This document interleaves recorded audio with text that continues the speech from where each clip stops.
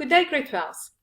In this series of lessons, we're going to look at work, energy and power.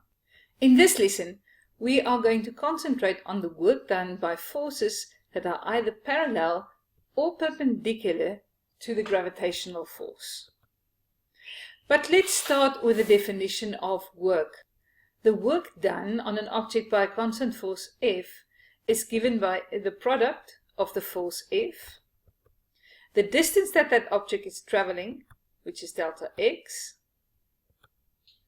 as well as the product of cos of the angle between the vector that represents the distance that the object is traveling and the force that is acting on the object. The easiest way to understand this is to look at a few simple examples in which we apply this definition of work. So let's look at this example. Calculate the work done by the gravitational force in each of the following cases. A 10 kilogram block falls over a distance of 5 meters to the ground. So there we have our mass of 10 kilograms and it's falling a distance of 5 meters.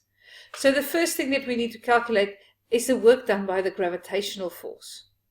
The work done is equal to F, which is the force, times the distance over which it travels, times cos of the angle between the force and the distance that it travels.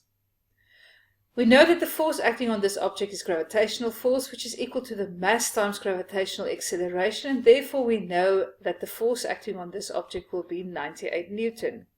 The object is traveling a distance of 5 meters, so we know delta x is going to be 5 meters. And the angle between this object going down and the force that is also going downwards is going to be 0. So if we plug in all these values in our equation, we can write W is equal to 98, which is the gravitational force, times 5, which is the distance, cos of 0, which is the angle between the force going down and the distance that this object is traveling. And if we calculate that on our calculator, we know cos of 0 is equal to 1. We find the answer to be 490 joules. This is a scalar quantity, it does not have a direction, but always remember that the unit for work is joule. Okay, let's look at another example. Calculate the work done by the gravitational force. In this case, a 10 kilogram block moves horizontally over a distance of 5 meters. Well, again, we know the force that is acting on the block, gravitational force is going down, is equal to the mass times the gravitational acceleration, and it is still 98 Newton. We also know that the distance that the block is traveling is 5 meters, but now the angle between the force and our distance that we are traveling is going to be 90 degrees. So if we plug in those values, we find that W is equal to 98 times 5 cos of 90, and cos of 90 has a value of 0. Therefore, no work is done by the gravitational force when this block is moving diagonally or horizontally in this direction, so that the angle between the block moving and gravitational force is 90 degrees. Another example, calculate the work done by all the forces acting on this block. A 3 Newton force is acting on a 10 kilogram block that moves horizontally over 5 meters.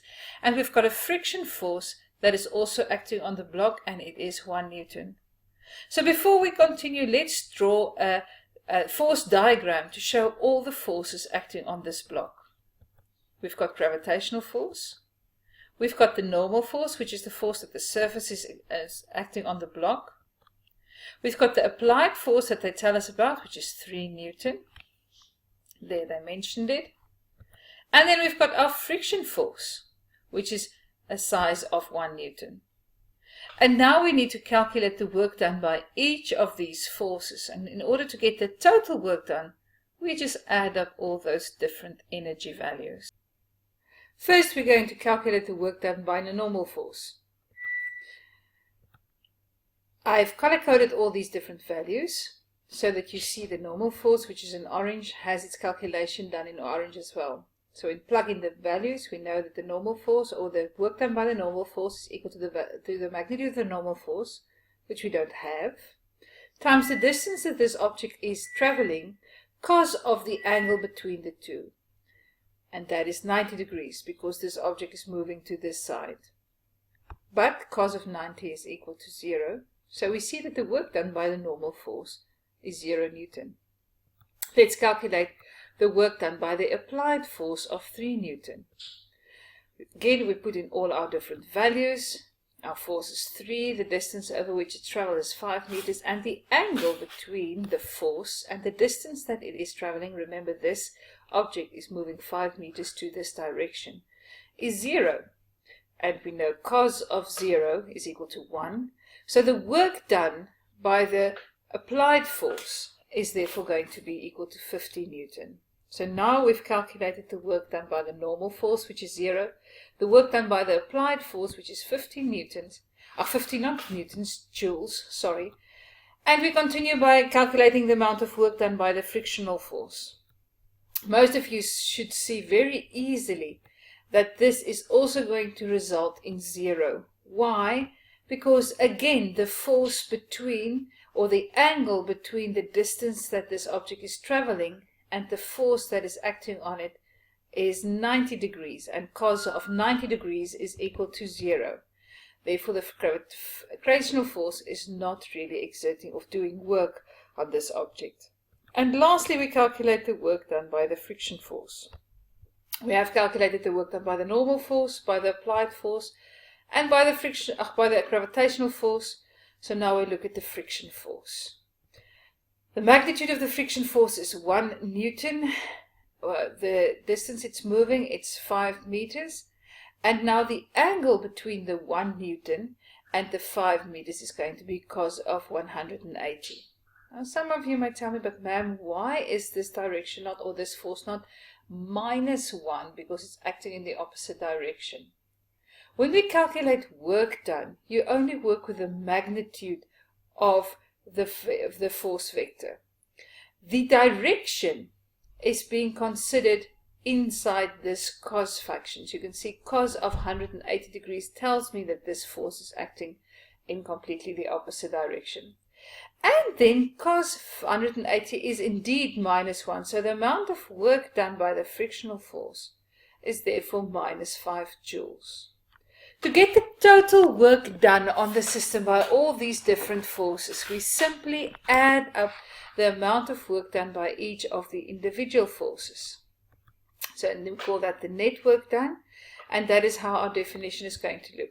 The total work done is equal to the work done by the normal force plus the work done by the applied force plus the work done by the gravitational force plus the work done by the frictional force, which is therefore equal to 0 plus 15 plus 0 minus 5, which gives me a total amount of work of 10 joules that is being done. Work is a scalar quantity, and therefore it does not have a direction. So why don't you try this number 1 on your worksheet on your own?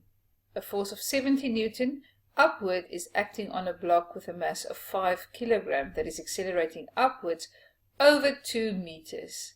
Calculate the amount of work that is done by the 70 Newton force, that is while it's accelerating over the 2 meters. Calculate the amount of work done by the gravitational force, and calculate the net work done on the object. Please do this on your own before you watch the solution in the next video. Have fun!